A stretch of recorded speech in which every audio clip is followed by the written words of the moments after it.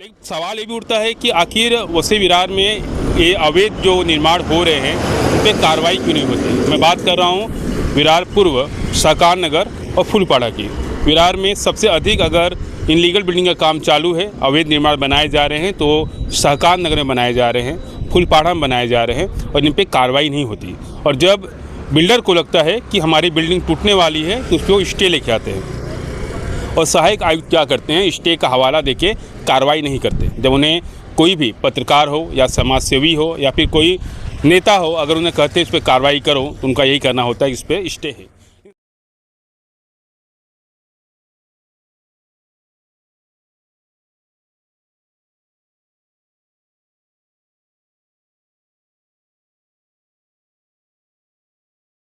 बाद भी वहाँ पे स्टे लगने के बाद भी बिल्डर अपने बिल्डिंग को धीरे धीरे बनाते रहते हैं और जिनकी जानकारी सहायक आयुक्त को मिलती है, हालांकि पत्रकार भी देते हैं और स्वयं भी जानते हैं, क्योंकि सहायक आयुक्त इन सब काम करने के लिए एक मोटी रकम लेके बैठे हैं, इसके लिए कार्रवाई नहीं करते।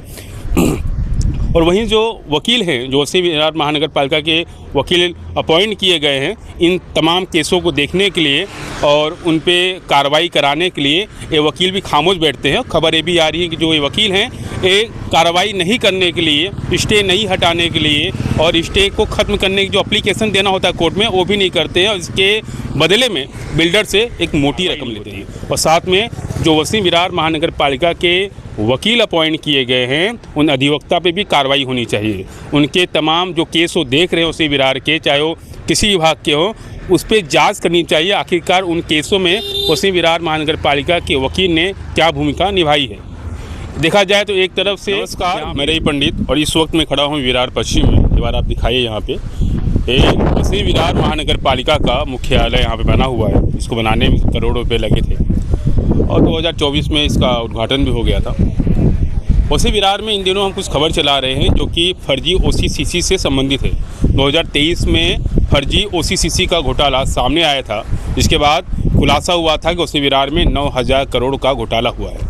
इसके बाद कार्रवाई हुई और सैकड़ों लोगों पे FIR हुआ, लेकिन गिरफ्तार खाली जिनके 10 से 12 लोग हुए थे, जिसमें मुख्य आरोपी प्रशांत मधुकर पाटिल थे। हालांकि ये मामला धीरे धीरे खत्म हुआ और वहीं रजिस्ट्रार ऑफिस में ये आदेश दिया गया कि जिस सोसाइटी का नाम रजिस्टर है, जिसका लिस्ट उनको दिया गया, खाली उसका ही रजिस्ट्रेशन करे। लेकिन उसके बाद जैसे मामला शांत होने शुरू हुआ, उसके बाद फिर से एक बार फर्जी OCCC का मामला गरमाने लगा। फर्जी रजिस्ट्रेशन करना शुरू कर दिया लोगों ने। जो दलाल हैं, जो वसी विरार में घूमते हैं, वो बिल्डरों के पास से ऐसे फाइल लेके आते हैं जिनमें OC और CC सब डुप्लीकेट होता है। यहाँ तक कि वसी विरार महानगर पालिका का जो परमिशन है वो भी डुप्लीकेट लगा के रजिस्ट्रेशन कराते हैं।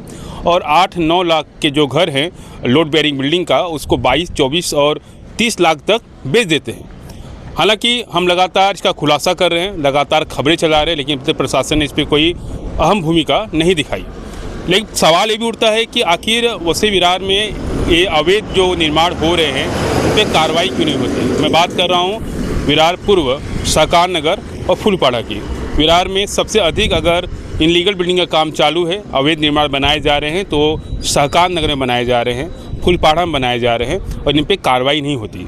और जब बिल्डर को लगता है कि हमारी बिल्डिंग टूटने वाली है तो उसको स्टे लेके आते हैं और सहायक आयुक्त क्या करते हैं, स्टे का हवाला देके कार्रवाई नहीं करते। जब उन्हें कोई भी पत्रकार हो या समाज सेवी हो या फिर कोई नेता हो, अगर उन्हें कहते हैं इस पर कार्रवाई करो तो उनका यही करना होता है इस पर स्टे है। लेकिन सवाल ये उठता है कि दिखाइए, यहाँ वसी विरार महानगर पालिका का जो पैनल बना हुआ है इसके अंदर वकील भी हैं, अधिवक्ता जो हैं, जिनका काम होता है कि जो ऐसे बिल्डर अवैध बिल्डिंग पे स्टे लेकर रखें उन स्टे को हटाए, उन स्टे को ख़त्म करे, कोर्ट में जाए और ये स्टे जो लगा हुआ है। और बताऊँ आपको कि इसके बाद भी वहाँ पे स्टे लगने के बाद भी बिल्डर अपने बिल्डिंग को धीरे धीरे बनाते रहते हैं और जिनकी जानकारी सहायक आयुक्त को मिलती है, हालांकि पत्रकार भी देते हैं और स्वयं भी जानते हैं, क्योंकि सहायक आयुक्त इन सब काम करने के लिए एक मोटी रकम लेके बैठे हैं, इसके लिए कार्रवाई नहीं करते।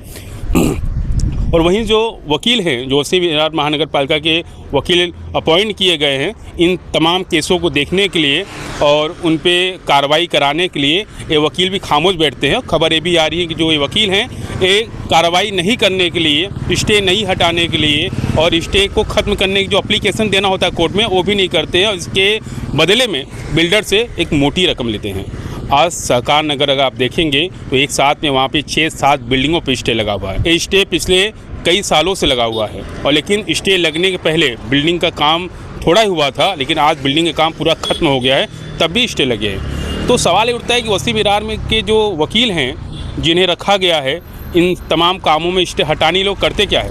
वो गोपनीय तरीके से उन बिल्डरों से मिलके पैसे लेते हैं और जब कोर्ट में तारीख आता है तो वहाँ पे नहीं जाते हैं।